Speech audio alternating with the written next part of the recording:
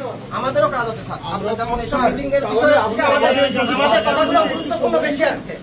আমাদের 5টা মিনিট সময় দিতেন এবং এই ব্যাপারটা একটু কথা বলে যদি আমি কি বিষয় আমি শেষ করি তাহলে ওটা আরো সময় লাগবে। আচ্ছা আপনি যোগদানের পর থেকে আপনার আশপাশে আওয়ামী লীগ দর্শকদের বসায় রাখছেন। আমরা একাধিকবার আপনার কাছে আসছি, আপনি আমাদের কোনো কথা শুনছেন না। আপনি ওই বিপ্লবের জায়গার টাকা জমা নিচ্ছেন। আপনি আসার পরে আপনি ওই মিলান কান্তি, আপনার বিপ্লবের যে দোসর দিউর, তাকে আপনি এখন পর্যন্ত বসায় রাখছেন। আপনি একটা ব্যবস্থা নেননি। আপনাকে বলা হয়েছিল যে তাড়াতাড়ি আপনি ওই তদন্তটা সারেন, আপনি সেটা লেন্দি করে আপনি এমন একজনের সাথে তদন্ত দিচ্ছেন, আরেকজন মানে ছোটখাটো ও যাই মামলা করবে, কোর্টে পায়ে যাবে। তখন বিপ্লবের বউ এসে বলবে, ডিও এসে বলবে যে সে পায়ে গেছে, কেন আমারটা হবে না। তাহলে এসব কেন করছেন আপনি? প্রত্যেকটা বিষয় হচ্ছে প্রশাসনিক বিষয়। না না, প্রশাসনিক বিষয় কোনো প্রশাসনিক বিষয় না।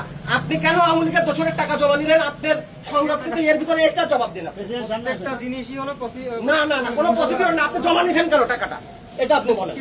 আপনার দপ্তর থেকে জমা নিয়েছেন 1,000 টাকা। আপনি বলে আমরা বলেছি যে আওয়ামী লীগের দোসরের কোনো আস্তানা দিতে করে থাকবে না। তারপর আপনি সেই ফাইল আটকায় রেখে আপনি টাকা জমা নিয়েছেন কেন? আপনার কাছে আসি না, আপনাকে বলি না, আপনি একের পর এক আওয়ামী লীগের দোসরদের নিয়ে চলছেন।